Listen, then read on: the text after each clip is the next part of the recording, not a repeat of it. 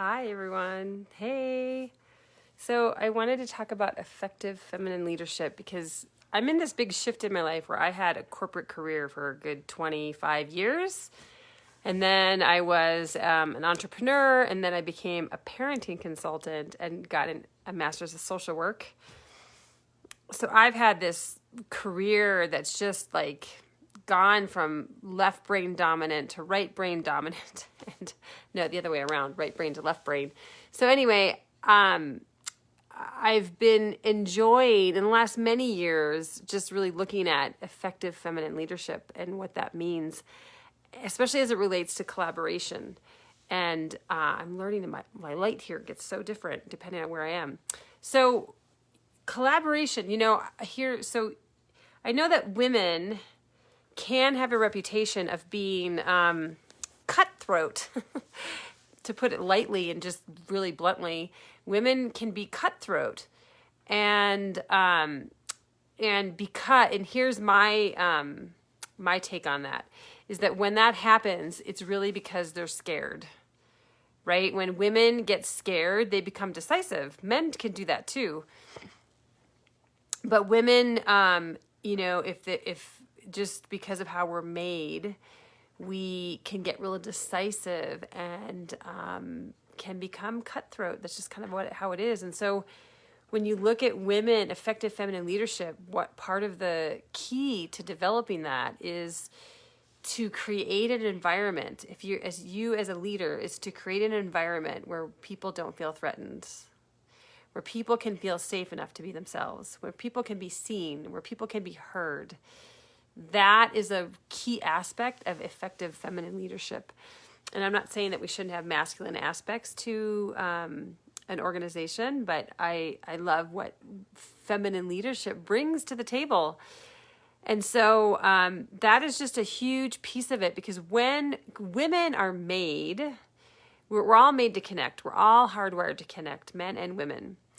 And we're all hardwired to connect. And women, I've talked about this before, how our brains are more integrated, and left brain and right brain get integrated, and we are really networked together to create networks. We're networked, our brains are networked to create networks as well.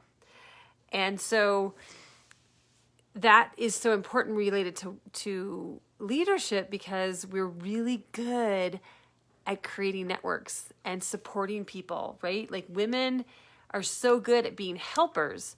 Women are so good at being servers. Women are so good at bringing people together. Women are so good at connecting people and networking people and creating these networks. So that is when we are in healthy environments. And so when we are leaders, women are leaders, we're really good at creating healthy environments for people to. Let me know if you're here too and where you're from, in creating networks that can really support people in being seen and being heard and speaking their voice, right? Like that's what women want. We want them to speak. We want people to speak their voice. We want people to be heard, and that doesn't have to result in things locking up. It can actually help if we're effective at collaboration. We develop really good skills at knowing when to listen and when to move things forward. And so that's a huge piece of collaboration. And collaboration also related to women, feminine leadership is, I forgot where I was going with this now, but I was going to say something around collaboration and effective female leadership, feminine leadership. Women just know how to collaborate. So, and we know how to build safe environments for people as well. We know how to support, and we know how to make people feel safe. I think that's where I'll just leave it there. And if there's more to talk about, I'll bring that up. But I think those are really important aspects of just knowing that we know how to do these things, and that the whole benefits when they have effective feminine leadership, because people feel safe, people can be heard, more ideas can come out, people can be more creative, people can be networked, communities form. And that is critical for an organization to do well. And so I would like to see more women be leaders, because women are phenomenal leaders, and we can just forget, sort of old paradigms of women being cutthroat and like going behind each other's backs and so forth, because that's really not our natural state. That's a really unusual way for women to behave. And so, especially when safe environments are created. And so we have to do that ourselves. We have to create our own safe environments for women to be able to lead in a way that creates safety for other people, so that creativity can come up and we can be fully expressed. Women have not been fully expressed for years and years and years. And there's all that. There's just a lot of oppression around women being fully expressed and being able to be heard. And that's changing, and I love it. And so in effective feminine leadership too, women and all people get to be fully expressed in leadership, in the organization.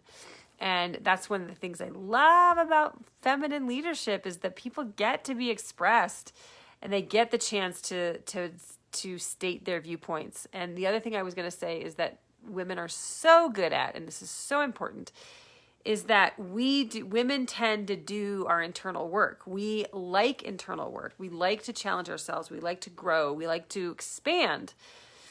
And so feminine leadership honors the process of showing our weaknesses, to become aware of them, not just to show them, but allowing our weaknesses to come up to the surface and growing in awareness around weaknesses or limiting beliefs, and just developing awareness for them so that we can move them out of the way and we can be more effective in who we are.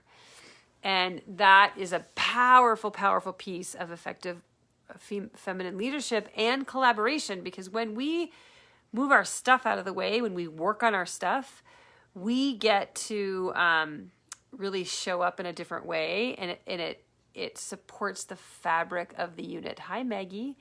It supports the fabric of the whole organization when we're doing our inner work. And so in that way, collaboration happens organically, or it happens on a smoother path, because so much has taken place in terms of creating that fabric becomes a foundation for the organization. And so that's a powerful piece of doing our internal work so that we can be more effective feminine leaders. Such a powerful practice.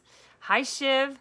And I'm really just signing off here, actually, but you can catch it from the beginning, and just talking about the aspects of how effective feminine leadership supports collaboration, and what are the things that support collaboration within that leadership style. And so, hi, good morning. And so the many, many things that women do really well and that we can be strong with. Hey, Greg. So you have to watch from the beginning. I'm grateful that you're here. I hope you all have a beautiful rest of your evening or day, depending on where you're checking in from. And I hope you have, a wonderful day. Thank you. Bye.